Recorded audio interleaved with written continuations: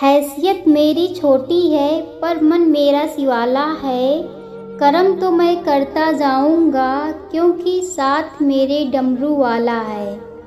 जय हिंद प्यारे साथियों, प्रिय दोस्तों, स्वागत है आप सभी का आपके अपने YouTube channel study and motivational में।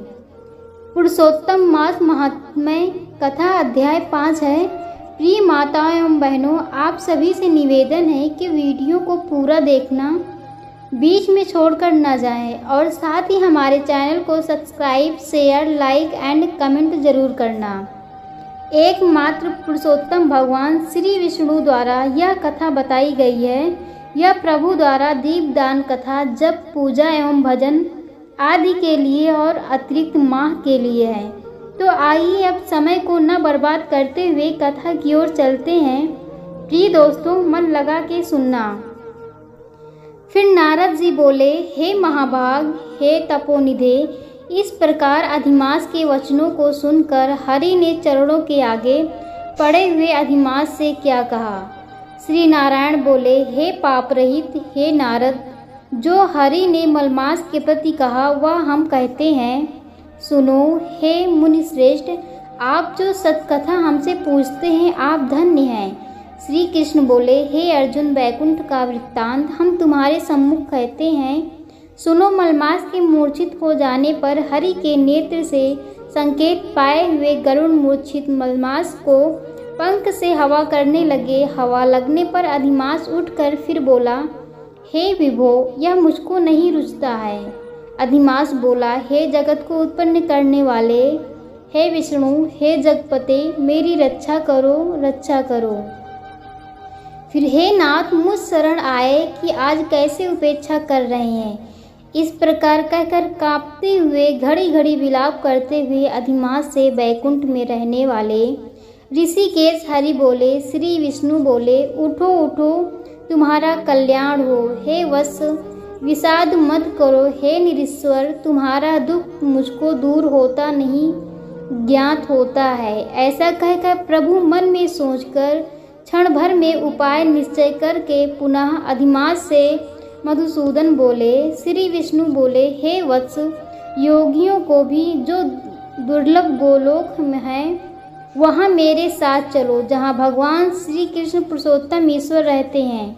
गोपियों के समुदाय के मध्य में स्थित 2 भुजा वाले मुरली को धारण किए हुए नवीन मेघ के समान श्याम लाल कमल के सदृश नेत्र वाले, शरद पूर्णिमा के चंद्रमा के समान अति सुंदर मुख वाले, करोड़ों कामदेव के लावण्य की मनोहर लीला के धाम पीताम्बर धारण किए हुए, माला पहने वनमाला से विभूषित उत्तम रत्नाभरण धारण किए हुए, प्रेम के भूषण भक्तों के ऊपर दया करने वाले, चंदन चर्चित सर्वांग, कस्तूरी और केसर से युक्त वक्ष स्थल में श्रीवास्तु चिन्ह से शोभित, कौस्तुभ मणि से विराजित, श्रेष्ठ से श्रेष्ठ रत्नों के सार से रचित, किरीट वाले कुंडलों से प्रकाशमान, रत्नों के सिंहासन पर बैठे हुए, पार्षदों से घिरे हुए,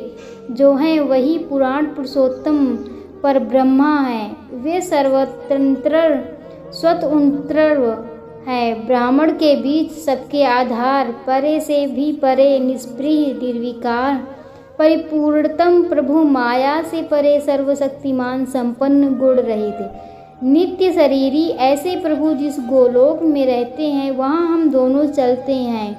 वहाँ श्री कृष्ण चंद्र तुम्हारा दुख दूर करेंगे। श्री नारायण बोले। ऐसा कहकर अधिमास का हाथ पकड़कर हरि गोलोक को गए। हे मुने, जहाँ पहले के प्रलय के समय में वे अज्ञान रूप महाअंधकार को दूर करने वाले, ज्ञान रूप मार्ग को दिखाने वाले केवल ज्योति ही स्वरूप थे, जो ज्योति करोड़ों सूर्य के समान प्रभा वाली, नित्य, असंख्य और विक्षिप्त की कारण थी, तथा उन स्वेच्छामय विभू की ही वह अतिरेक की चरम सीमा को प्राप्त थी, जिस ज्योति के अंदर ही मनोहर 3 लोक विराजित हैं। हे मुने, उसके ऊपर अविनाशी ब्रह्मा की तरह गोलोक विराजित है। 3 करोड़ योजन का चौतरफा जिसका विस्तार है और मंडलाकार जिसकी आकृति है, लहलहाता हुआ साक्षात मूर्तिमान तेज का स्वरूप है, जिसकी भूमि रत्नमय है। योगियों द्वारा स्वप्न में भी जो अदृश्य है, परंतु जो विष्णु के भक्तों से गम्य और दृश्य है, ईश्वर ने योग द्वारा जिसे धारण कर रखा है, ऐसा उत्तम लोक अंतरिक्ष में स्थित है। आदि व्याधि बुढ़ापा मृत्यु शोक भय आदि से रहित है।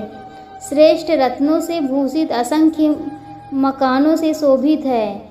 उस गोलोक के नीचे 50 करोड़ योजन के विस्तार के भीतर दाहिने बैकुंठ और बाएं उसी के समान मनोहर शिवलोक स्थित है।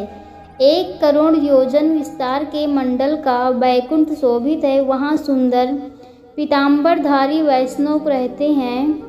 उस बैकुंठ के रहने वाले शंख चक्र गदा पद्म धारण किए हुए लक्ष्मी के सहित चतुर्भुज हैं। उस बैकुंठ में रहने वाली स्त्रियां बजते हुए नुपुर और करधनी धारण की हैं, सब लक्ष्मी के समान रूपवती हैं। गोलोक के बाएं तरफ जो शिवलोक है, उसका करोड़ योजन विस्तार है और वह प्रलय शून्य है।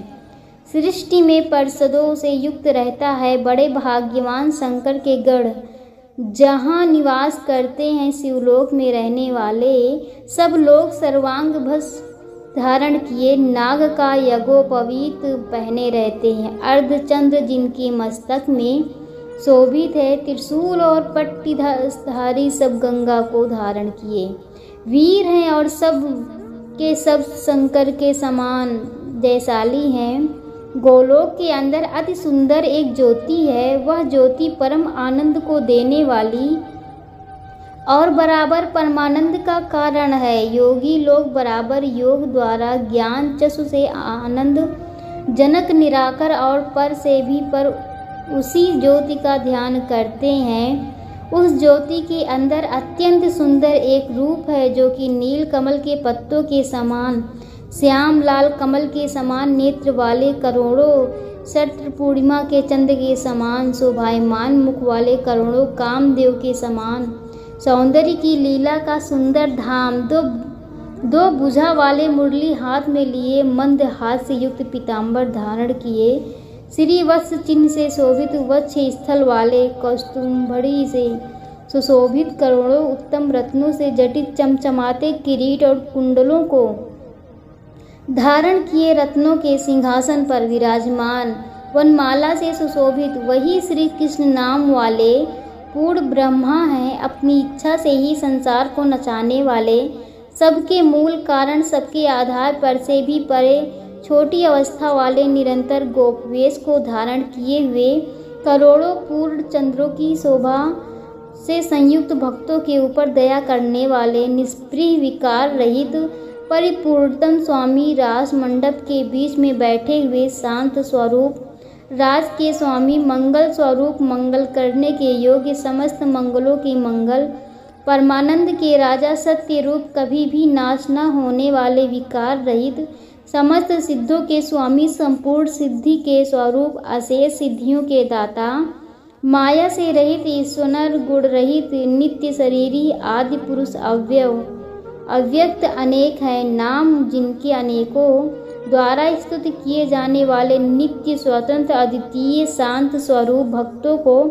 शांति देने में परायण, ऐसे परमात्मा के स्वरूप को शांति प्रिय, शांत और शांति प्राण जो विष्णु भक्त हैं, वे ध्यान करते हैं। इस प्रकार के स्वरूप भले वाले भगवान कहे जाने वाले वही एक आनंद कंद श्री कृष्णचंद्र हैं। श्री नारायण बोले, ऐसा कहकर भगवान सत्व स्वरूप विष्णु अधिमास को साथ लेकर शीघ्र ही पर ब्रह्मयुक्त गोलोक में पहुँचे। सूत जी बोले, ऐसा कहकर सत्क्रिया को ग्रहण किए हुए नारायण मुनि के चुप हो जाने पर आनंद सागर पुरुषोत्तम विविध प्रकार की नई कथाओं को सुनने की इच्छा रखने वाले नारद मुनि उत्कंठा पूर्वक बोले। इसकी आगे कथा सुनने के लिए प्लीज़ चैनल को subscribe, share, like and comment करना ना भूलना।